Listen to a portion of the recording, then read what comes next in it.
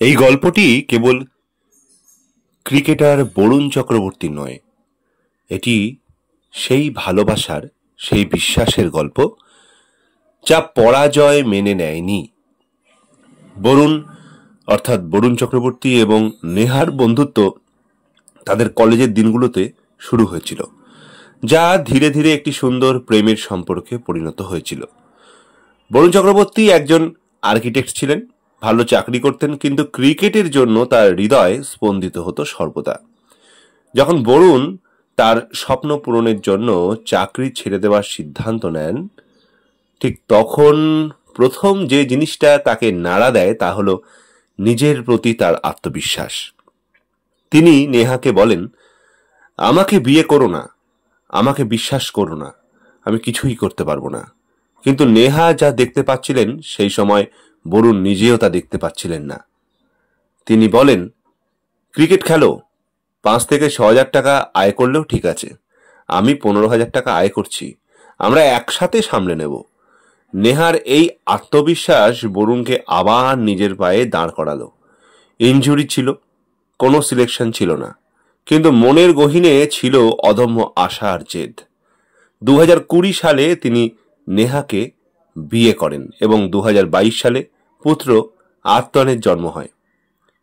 আজ যখন বরুণ টিম ইন্ডিয়ার হয়ে খেলছেন, রিসেন্টলি আইসিসি চ্যাম্পিয়ন্স ট্রফি জয় করার পেছনে তার অনবদ্য সাফল্য ছিল।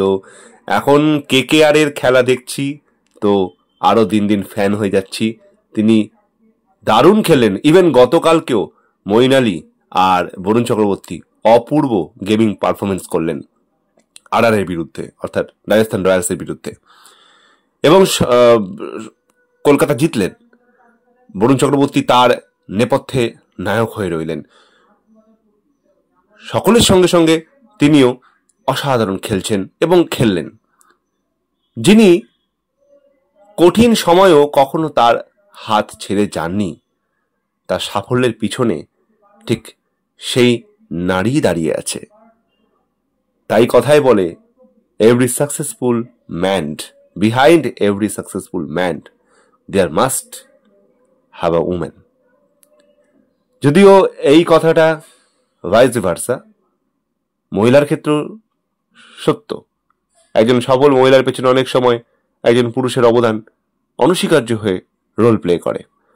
তাই আমি এখানে জেন্ডার বায়াসড হয়ে বলছি না কথাটা, আমি এটা একটা প্রবাদ, একটা কোটেশন আছে, সেই কোটেশনটাকে এখানে উল্লেখ করলাম, কারণ সেই কোটেশনটা সর্বৈব বরুণ চক্রবর্তীর ক্ষেত্রে সত্য।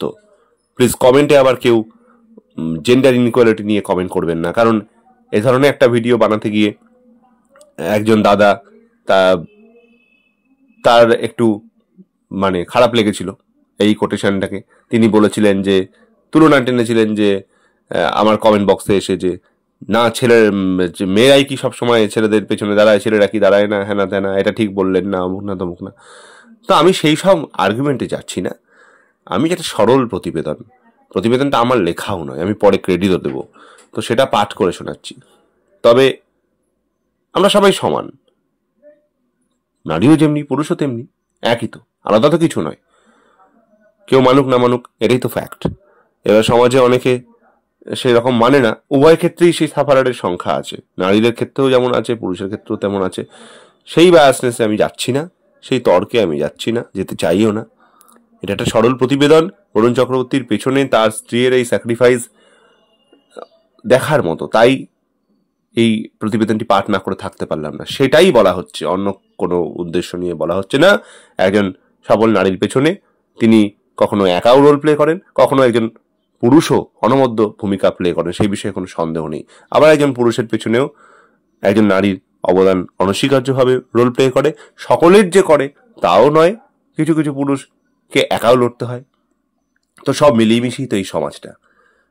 যাই হোক, বরুণ চক্রবর্তীর সাফল্যের পিছনে যে তার স্ত্রী নেহা তিনি দাঁড়িয়েছিলেন, একথা অনস্বীকার্য, তার জন্য তাকে salute.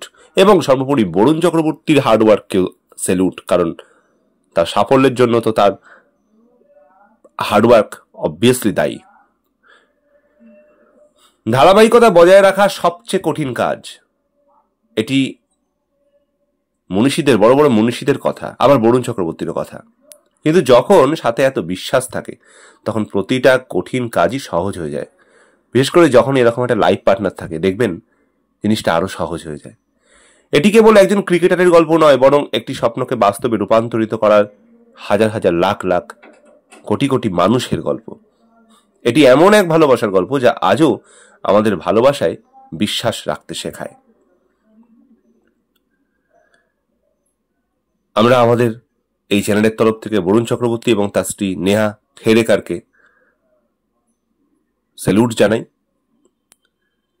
The better India Facebook page থেকে আমি এই প্রতিবেদনটি পাঠ করলাম, তার জন্য ফেসবুক এবং দ্য বেটার ইন্ডিয়া পেজকে জানাই আন্তরিক ধন্যবাদ, কৃতজ্ঞতা। খুব ভালো থাকবেন, আপনাদের জীবনও এরকম সাফল্যময় হটুক এই কামনা করে আজকের ভিডিওটি এখানেই শেষ করছি। নমস্কার।